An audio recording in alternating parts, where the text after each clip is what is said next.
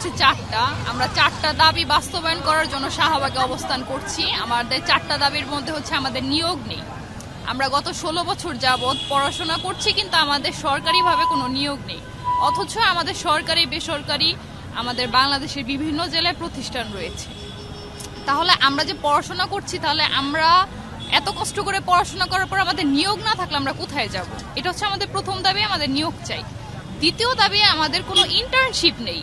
আমরা যেহেতু ডিপ্লোমা সেক্টরে, মেডিকেল সেক্টরে পড়াশোনা করছি, 4 বছর পড়াশোনা করার পরে আমাদের 1 বছর বা 6 মাস হাতে কলমে প্রশিক্ষণ নেওয়ার কথা, কিন্তু আমাদের সেটা নেই। তাহলে আমরা 4 বছর পড়াশোনা করে ডিগ্রি নিয়ে কিভাবে একটা পেশেন্ট চেক আপ করবো? আমাদের তো সেই সক্ষমতাটা নেই। সুতরাং আমরা ইন্টার্নশিপ বহাল চাই। তৃতীয়ত হচ্ছে আমাদের অ্যালাইড বোর্ড নামক একটি ইন্টারন্যাশনাল বোর্ড রয়েছে, আমরা সেই বোর্ডটা বাতিল চাই। কেননা তারা আমাদের এই পড়াশোনার ক্ষেত্রে কোনো কিছু সংশোধন না করে, কোনো কিছু বাস্তবায়ন না করে তারা তাদের মতো রয়েছে এবং কি আমাদের কোনো কিছু জানাচ্ছে না। এর জন্য আমাদের এই বোর্ড বাতিল করে আমরা নতুন বোর্ড চাচ্ছি। তৃতীয়ত হচ্ছে আমরা উচ্চশিক্ষা চাই।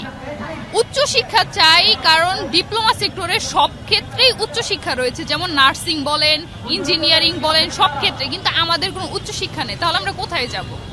আমাদের কোনো মেডিকেলের মতো একটা সেন্সিটিভ জায়গা যেখানে হাতে কলমের একটা বিষয় থাকে, সেখানে প্রহসন করে কোর্স কারিকুলাম আপগ্রেডের নাম করে আমাদের যেখানে আগে ইন্টার্নশিপ ছিল সেখানে ইন্টার্নশিপ বাতিল করা হয়েছে।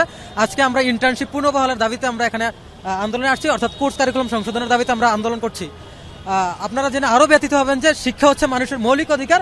প্রত্যেকটা ডিপ্লোমাদের এই উচ্চশিক্ষার সুযোগ আছে, কিন্তু আমাদের ম্যাথস তথা মেডিকেল ইনস্টিটিউটের শিক্ষার্থীদের কোনো উচ্চশিক্ষার সুযোগ নাই। বিগত তত্ত্বাবধায়ক সরকারের আমলে আমাদের নিয়োগ ছিল, কিন্তু অতি পরিতাপের বিষয় যে এখন পর্যন্ত লাস্ট 12 থেকে 13 বছর আমাদের কোনো নিয়োগের ব্যবস্থা নাই।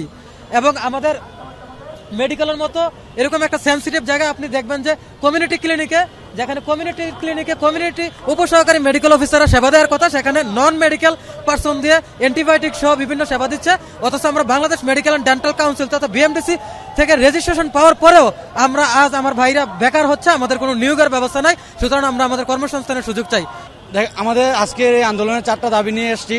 মূলত আমরা আমাদের দিক থেকে আমরা 4টা দাবি বলি না, আমাদের এগুলো অধিকার। কারণ আমরা 4টি বছর, আমাদের ফার্স্ট দাবিটি হচ্ছে 10ম গ্রেডে আমাদের শূন্যপদগুলোতে আমাদের নিয়োগ। দ্বিতীয়ত হচ্ছে আমাদের মেডিকেল এডুকেশন বোর্ড গঠন করা, তারপরেও আমাদের কোর্স কারিকুলাম সংশোধন করা এবং ইন্টার্নশিপ বাতাসহ দেওয়া, তারপর হচ্ছে আমাদের উচ্চশিক্ষা দেওয়া। আসেন এখন বলি আমাদের নিয়োগ। আমরা 4টি বছর, 3 বছর একাডেমিক, 1 বছর ইন্টার্নি করার পরে আমাদের কোনো উচ্চশিক্ষাও নেই, আমাদের নিয়োগ নেই। আমাদের প্রায় 15 থেকে 16 বছর যাবৎ কোনো নিয়োগ নেই। তাই আমরা চাচ্ছি 4 বছর পড়াশোনা করার পর কেন আমরা নিয়োগ পাবো না?